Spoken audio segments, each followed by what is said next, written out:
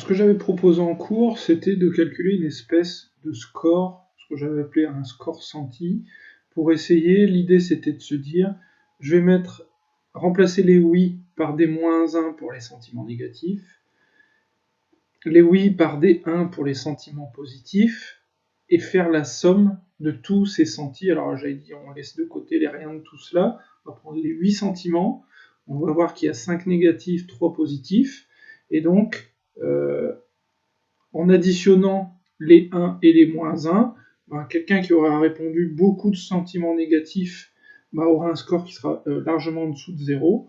Quelqu'un qui aura beaucoup de sentiments positifs aura un score qui sera plutôt largement au-dessus de 0. Et donc, la moyenne, on verra qu'elle sera forcément en dessous de 0 parce qu'il y a plus de sentiments négatifs que de sentiments positifs. Mais on pourra comparer ce score entre les catégories. Le score en lui-même ne voudra pas dire grand-chose, mais permettra de comparer entre chacun des éléments. Donc, ce que je vous proposais, c'était de faire avec des recherchés remplacés pour que ce soit plus simple. Donc déjà, repérer les sentiments négatifs, donc fatigué, irrité, stressé, triste et inquiet. Donc ça, je les sélectionne, je sélectionne les colonnes entières avec la touche CTRL enfoncée pour les sélectionner tout ensemble, et je fais mon rechercher remplacer, et on dit que je remplaçais les oui par des -1, pardon. -1 comme ce sont des sentiments négatifs. Voilà. Et je vais faire la même chose pour les 3 sentiments positifs qui sont détendus en forme heureux. Je vais faire rechercher, remplacer, et je vais remplacer les oui par des 1. Remplacer tout, ok. Donc une fois que j'ai fait ça, alors je vais réduire un peu ça pour que vous voyez, voilà, je vais faire mon score senti ici. Et ce score senti, il va correspondre à quoi? Il va correspondre à la somme des 8 sentiments. Et donc si on prend, alors je vais mettre juste en forme, voilà, je vais mettre au milieu, paf. Si on prend ce premier individu, là, l'individu 37, il a un score de 0 parce qu'il a dit un sentiment négatif et un sentiment positif. Donc on va dire qu'il est neutre. Si je prends le deuxième, par exemple, il est à -3 parce qu'il a déclaré 3 sentiments et les 3 sont négatifs, inquiet, triste et fatigué. Donc lui, il a plutôt mal vécu. Si on prend celui d'en dessous encore, il est à 0, vous voyez, c'est intéressant. Il a, alors, 1 et -1, pardon, c'est pas celui-là que je voulais voir, celui-là c'est comme le premier. Voilà. Et si on prend celui-ci qui a un score de -3, en gros, lui, il a coché voilà, quasiment tous les sentiments. Il a juste détendu qu'il n'a pas coché.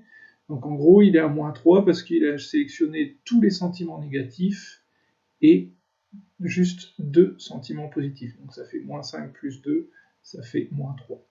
Voilà, et ainsi de suite, je ne vais pas les faire tous bien sûr, mais pour que vous compreniez la logique de ce qui se passe derrière chaque individu, ce qu'il y a derrière ce score pour chaque individu. Et donc on a une nouvelle variable qui s'appelle score senti, donc qu'on va pouvoir exploiter. Si je le fais rapidement, je vais faire un tableau croisé dynamique avec ce score senti. Et l'idée, alors première façon de faire, c'était de compter, donc on voit bien que les scores vont de -5, celui qui a coché tous les sentiments négatifs et pas les positifs, et un score de 3, c'est celui qui a coché que tous les sentiments positifs. On va voir comment ça se répartit déjà. Donc voilà, on voit qu'il y a des effectifs dans chacun des scores. Si je fais un pourcentage du total de la colonne, voilà. Donc bien sûr, on a plutôt une masse de gens qui sont autour voilà, des sentiments les plus... dans la moyenne, on va dire, c'est entre -3 et 0. Et puis on a qui ont été plutôt les plus heureux ici, heureux, détendus, etc. Les plus positifs, on va dire, et les plus négatifs qui sont relativement rares également. Mais ça sera intéressant d'essayer d'aller étudier qui ils sont. Et l'autre manière d'exploiter ce sentiment, si je fais rapidement un autre tableau croisé dynamique, c'est ce nombre senti, ce score senti, pardon, d'en faire la moyenne. Pardon, c'est pas ici, c'est ici, d'en faire la moyenne.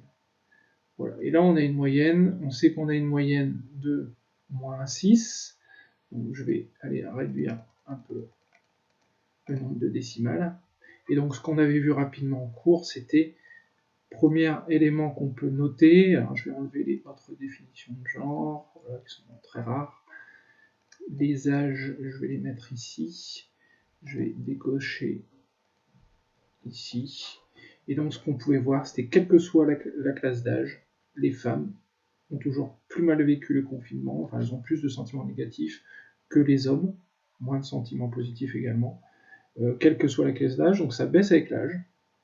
Hein, ça on l'observe, cette tendance, notamment on le voit sur le total, c'est que plus on avance en âge, plus le score va vers 0, donc mieux on a vécu le confinement, moins il y a de négatifs. C'est vrai chez les hommes et chez les femmes, sauf que pour les femmes, c'est toujours beaucoup plus négatif, hein, significativement plus négatif que pour les hommes. Donc ça pourrait être intéressant d'essayer de voir un peu ce qu'il y a derrière ça.